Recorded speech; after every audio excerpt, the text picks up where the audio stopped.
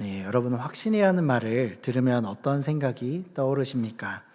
요즘 확신이라는 말을 하기가 참 어려운 시대입니다. 지난 이제 코로나19로서 많은 것들이 바뀌었고요. 또 우리나라에도 이제 지진이 일어나서 지진으로부터의 또 안전도 확신할 수 없게 되었습니다. 또 요즘 칼의 위협이나 마약의 위협 등 테러와 약물의 위협도 우리를 위협합니다. 이제 우리나라도 스스로 자신의 안전을 보장할 수 없는 그런 생각을 하게 됩니다. 확신을 가질 수 없다는 것이죠. 그러면 이런 세대를 살아가는 우리들에게 우리 믿음의 문제는 혹시 어떨까요? 구원의 확신에 대해서 이야기를 해보고 싶습니다. 앞서 코로나와 테러 또는 약물 등으로 우리나라도 안전하지 않음을 말씀드렸는데요. 이렇듯 죽음이 멀리 있지 않다고 생각하게 될 때 우리는 우리 안에 구원의 확신에 대한 고민을 비교적 더 많이 하게 됩니다. 내가 죽으면 그 다음은 이라는 생각이 우리에게 있는 것이죠. 그리고 평안하면 참 좋겠지만 간혹 혼란에 빠질 수도 있습니다. 여러분은 구원의 확신이 있습니까? 물론 제가 이렇게 질문을 드린다고 해서 제가 구원파라고 오해하시는 그런 오해는 없기를 바랍니다. 구원의 확신이 있느냐는 이 질문 앞에 여러분 가운데 아멘으로 대답할 수 있는 분들도 또 그렇지 않은 분들도 혹시 있을 수 있습니다. 오늘 말씀을 통해서 구원의 확신을 물어보는 이 질문에 아멘이 되시기를 바랍니다. 오늘 본문에서 사도 요한은 빛 가운데에 있다라는 말씀으로 하나님 가운데 거한다, 하나님 안에 거한다라는 것에 대해서 이야기를 합니다. 사도 요한은 왜 하나님 안에 있는 것을 강조하고 있을까요? 요한의 편지를 받는 성도들이 하나님 밖에 있기라도 한 것일까요? 요한이 지금 이 말을 하고 있는 것은 그가 편지하고 있는 교회가 어려운 상황 가운데 있기 때문입니다. 그들 가운데 이단이 들어왔었습니다. 그들은 예수님이 그리스도가 아니다라고 말하는 사람들이었습니다. 그들은 이렇게 주장을 했는데요. 예수님이 하나님이라면 어떻게 그 거룩한 하나님이 고통스럽고 수치스럽고 더러운 이 고난을 십자가를 겪을 수 있느냐, 모순이지 않나라고 말하는 것입니다. 그리고 이렇게 이야기합니다. 여러분, 십자가에서 죽은 것은 인간 예수님입니다. 예수님이 고난을 받을 때 예수님은 하나님으로서 있지 않았습니다 라고 이단적 주장을 한 겁니다. 이런 주장을 하면서 교묘하게 그들의 생각에 맞추어서 예수님에 대한 거짓을 가르친 사람들이었습니다. 이런 주장이 우리 시대에는 그다지 타당하다라고 생각이 안 드실 겁니다. 그런데 당시에 헬라 세계의 이분법적 사고방식에 따르면 이런 주장은 굉장히 그럴듯한 주장이었습니다. 그래서 이 말을 듣고 성도들은 혼란에 빠졌었습니다. 다행히 이후 말씀을 보면 이단들이 교회에서 떠나갔습니다. 하지만 신자들은 흔들렸고 사도 요한이 해야 하는 것은 그들을 믿음에 다시 세우는 것이었습니다. 그래서 사도 요한은 오늘 본문을 쓰고 있습니다. 그렇다면 이 본문이 필요했던 시대와 오늘날 불확실의 시대는 비슷하지 않는지 또 생각해 봅니다. 우리 역시도 우리가 받은 복음에 대해서 내가 이것을 믿고 있습니다 라고 이야기하기 어려운 세상 가운데 살아가고 있습니다. 그래서 본문 통해서 또 과연 내가 어떻게 하나님 안에 있음을 확신할 수 있을까라는 질문에 우리가 담대하게 그렇다 답할 수 있는 길을 말씀드리려고 합니다. 우리가 하나님 안에 있음을 어떻게 확신할 수 있습니까? 하나님의 계명을 지키는 사람은 하나님 안에 있음을 확신할 수가 있습니다. 먼저 중요한 점을 짚고 넘어가야 하는데요. 지금 이 말은 하나님의 계명을 지키면 하나님 안에 들어간다라고 하는 이 말 있잖아요. 이 말은 계명을 지켜서 구원받을 수 있다 또는 계명을 지켜야지 하나님 안에 들어올 수 있다라는 말은 아닙니다. 여기서 말하는 것은 우리가 은혜로 하나님 안에 들어가 있으면 우리가 당연히 하나님의 계명을 지키는 삶이 나타난다라는 것입니다. 그래서 구원받은 사람은 구원받음이 나타난다라는 것들을 보게 되는 거죠. 전후가 다릅니다. 전자는 공로를 통해서 내가 하나님께 잘해야지, 내가 하나님께 예쁜 짓을 해야 하나님께 갈 수 있다라고 생각하는 착각입니다. 그리고 후자는 당연한 반응입니다. 우리가 은혜로 구원을 받았기 때문에 계명을 지키는 삶이 나타나는 것입니다. 우리를 살려주신 그 은혜 그리고 하나님께 받은 사랑이 너무 커서 그 사랑에 감사하면서 우리도 하나님을 사랑하는 것입니다. 어떻게 해요? 하나님께서 원하시는 방법으로 사랑하는 것입니다. 그렇다면 어떻게 그 일이 일어나는지 오늘 말씀을 통해서 하나씩 살펴보고자 합니다. 본문 3절부터 5절까지의 말씀을 함께 같이 읽어보면 좋겠는데요. 본문 3절부터 5절까지의 말씀입니다. 함께 읽겠습니다. 우리가 그의 계명을 지키면 이로써 우리가 그를 아는 줄로 알 것이요 그를 아노라 하고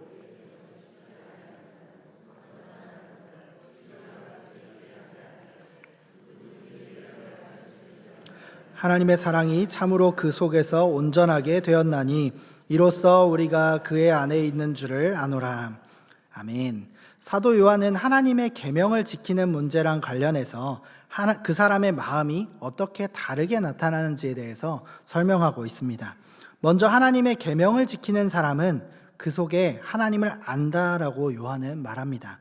또 5절에 보면 하나님의 말씀을 지키는 사람은 하나님의 사랑이 그 속에서 온전하게 된다라고 말을 하는 것입니다.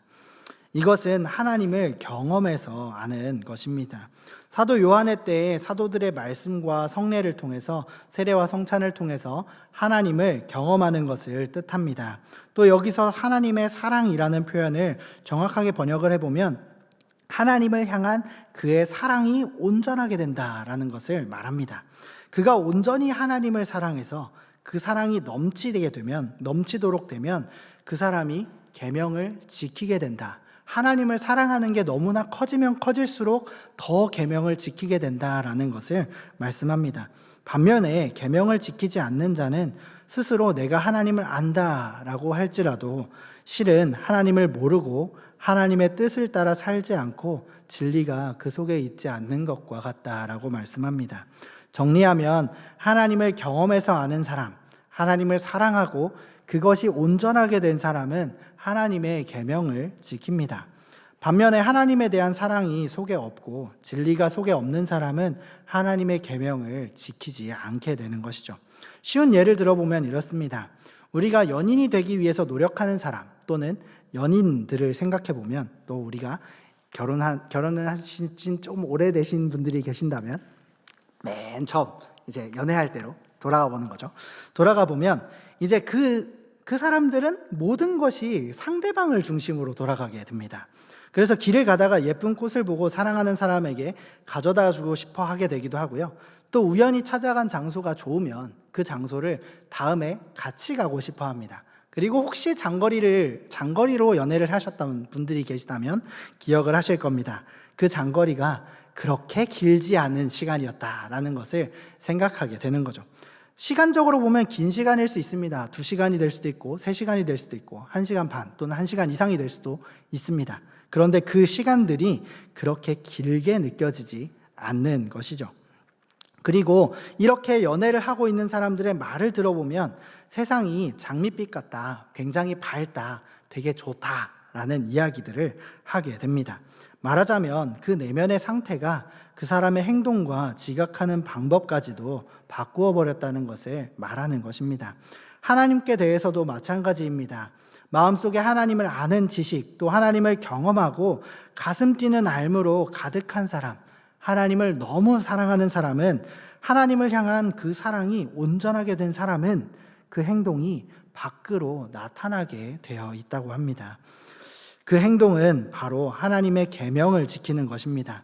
다시 말하면 사랑하는 사람이 원하는 것이 무엇인지 알아서 그 사람이 사랑받고자 하는 방법대로 사랑하는 것입니다. 그렇다면 그 사랑은 무엇일까요? 우리가 사랑을 받고자 하는 사람의 그 사랑하는 방법, 또는 우리가 그 상대방이 어떤 것들을 좋아하고 어떤 것들을 싫어하는지, 혹시 알러지에 대해서 생각을 해보면 저희 아내가 이제 복숭아 알러지가 있거든요. 그래서 이제 그 복숭아를 못 닦습니다. 근데 이제 그거를 제가 까서 줄 수 있는 그런 이제 것들이 있는 거죠. 근데 만약에 아내가 복숭아를 못 닦는데 계속 닦으라고 강요를 한다고 생각해 보십시오. 그러면 저희 아내는 굉장히 힘들어할 겁니다. 그런데 이것처럼 우리가 하나님의 계명을 지키지 않는 것은 우리가 하나님께서 싫어하는 행동들, 하나님께서 우리가 그 행동을 했을 때 되게 좀 힘들어 하실 그 행동들을 우리가 하는 것입니다. 제가 아내한테 복숭아 닦아달라고 쪼른 것처럼 말이죠.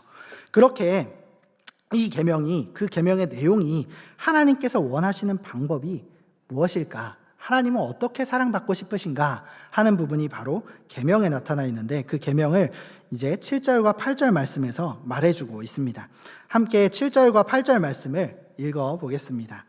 사랑하는 자들아, 내가 새 계명을 너희에게 쓰는 것이 아니라 너희가 처음부터 가진 옛 계명이니 이 옛 계명은 너희가 들은 바 말씀이거니와 다시 내가 너희에게 새 계명을 쓰노니 그에게와 너희에게도 참된 것이라. 이는 어둠이 지나가고 참 빛이 벌써 비침이니라. 사도 요한이 전하고 있는 이 계명은 옛 계명이면서 새 계명이기도 합니다. 사도가 말하는 이 상황은 이렇습니다. 교회 가운데 있었던 어둠이 이제 물러갔습니다.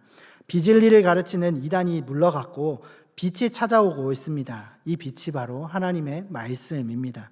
사도들이 가르친 그 가르침이 회복되어야 한다는 것을 사도 요한은 여기서 말하고 있습니다.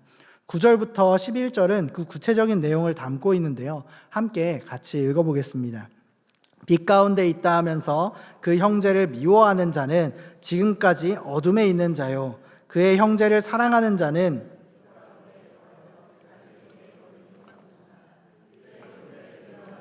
어둠에 있고 또 어둠에 행하여 갈 곳을 알지 못하나니 이는 그 어둠이 그의 눈을 멀게 하였습니다. 이 내용을 요약하면 형제 자매를 사랑하는 것, 형제 사랑입니다. 그런데 이 형제를 사랑하는 것은 사도 요한의 자신의 가르침일까요? 그렇지 않습니다. 이것은 예수님께서 요한에게 알려주신, 가르쳐주신 내용입니다. 요한복음 13장 34절과 35절을 제가 읽겠습니다. 새 계명을 너희에게 주노니 서로 사랑하라. 내가 너희를 사랑한 것 같이 너희도 서로 사랑하라. 너희가 서로 사랑하면 이로써 모든 사람이 너희가 내 제자인 줄 알리라. 아멘. 이 말씀은 예수님께서 잡히시기 전날 밤에 제자들과 마지막 유월절 상을 함께하고 나서 제자들에게 가르쳐 주신 말씀입니다. 여기서 예수님께서는 새 계명을 주셨는데요. 사도 요한은 그 자리에 함께 있어서 예수님께서 주신 이 계명을 받았을 것입니다. 요한은 이 가르침을 그의 성도들에게 교회에 가르쳤을 겁니다. 그리고 이제 이 교회 공동체가 어려움에 처했다가 다시 하나님의 진리로 돌아서고 하나님의 진리로 서야 하는 이 시점에 사도 요한은 그들에게 다시 이 계명을 전하고 있습니다. 다시 본문으로 돌아가 보겠습니다. 본문은 형제를 사랑하는 자, 다시 말해서 하나님의 계명을 지키는 자의 상태가 어떤지에 대해서 말씀합니다. 본문 10절과 11절 말씀인데요. 형제를 사랑하는 사람은 어떤 상태입니까? 빛 가운데 거하는 사람입니다. 그리고 형제를 미워하는 사람은 어떤 상태입니까? 어둠에 행하는 상태입니다. 이 두 상태를 비교해 보면요. 먼저 빛 가운데 거한다는 것은 무엇이냐 하면 사도 요한이 빛이라는 표현을 쓸 때 이건 특별한 의미를 담고 있었습니다. 사도 요한의 말 속에서 빛이라는 것은 하나님을 의미합니다. 요한일서 1장 5절에면 이렇게 이야기합니다. 우리가 그에게서 듣고 너희에게 전하는 소식은 이것이니 곧 하나님은 빛이시라. 그에게는 어둠이 조금도 없으시다는 것이니라. 네, 하나님은 빛이십니다. 그러므로 하나님과 사귐이 있는 사람은 결코 어둠에 행할 수 없습니다. 이 하나님에 대한 지식을 그대로 가져와서 요한은 여기에 사용하고 있습니다. 빛은 하나님을 의미하고 계명을 지키는 자가 빛 가운데 있다는 것은 하나님 안에 있다라는 것을 말하고 있습니다. 반면 어둠에 행하는 자는 어떻습니까? 빛이 사라진 곳에 어둠이 임합니다. 그들은 하나님을 모르는 자들입니다. 그들은 예수님이 그리스도가 아니라고 말하고 하나님 자체도 부인했던 사람들입니다. 그들은 영적인 분별력을 잃어버렸습니다. 갈 곳을 알지 못하는 상태이고요. 사람이 갈 두 가지 길 중에서 그들이 어디로 갈지 모른다는 의미입니다. 사람이 갈 곳은 두 가지입니다. 영원한 생명이거나 영원한 벌의 길입니다. 어둠에 행하는 사람들은 이 두 길을 분간하지 못합니다. 믿지 않는 사람들에게 죽음과 사후세계에 대해서 물으면 대개 이렇게 대답을 합니다. 에이, 뭐 죽고 나면 다 끝이지 뭐 있습니까? 라고 하거나 아니면 죽어보면 알겠지만 죽어버리면 끝이니 알 도리가 없습니다 라고 말하기도 하죠. 또 이 사람이 종교를 기독교를 포교하려고 하나 보다 라고 생각하고 그냥 말을 끊고 돌아서기도 합니다. 더 나아가서 믿음을 가지고 살다가 믿음을 포기한 사람들은 어떨까요? 이 사람들은 불신자들보다는 구원에 대해 진지한 생각은 갖고 있지만 결국에는 비슷한 결론에 도달합니다. 나는 오직 예수님이 유일한 구원의 길이라는 것에 동의할 수 없다. 나는 교회에 가지 않아도 내가 공부한 대로 성경의 본뜻대로만 살면 구원받을 것이다 라고 생각한다 라고 말하기도 하죠. 불신자들이나 믿음을 포기한 자들이나 다 같은 상황입니다. 그들은 어둠 속에 있습니다. 영생으로 가는 길, 진리로 가는 길이 어디인지를 모릅니다. 영생으로 가는 길은 오직 하나님의 말씀과 성령의 증거로만 그것을 알 수가 있습니다. 그러나 그들은 자기들이 옳다고 생각하는 것만 붙들고 근거 없는 확신을 가지고 있는 것입니다. 우리는 하나님께서 알려주시는 올바른 길이 있고 그것에 근거해서 판단해야 합니다. 그러나 그들은 아무 근거 없이 자기가 생각한 길로만 나아가고 근거 없는 확신을 가지고 있습니다. 그렇다면 반대로 빛에 거하는 사람들은 어떤 사람일까요? 10절 말씀을 다시 보겠습니다. 그의 형제를 사랑하는 자는 빛 가운데 거하여 자기 속에 거리낌이 없으나. 빛에 거하는 사람에게는 명확한 기준이 있습니다. 본문은 우리가 빛 가운데 거한다는 것을 확신할 수 있는 근거로 그 형제를 사랑하는 것이라 말합니다. 또한 이 구절에서 형제를 사랑하는 것은 하나님의 계명을 지키는 것입니다. 그렇다면 5절과 6절 말씀은 무엇이라 말씀하고 있을까요?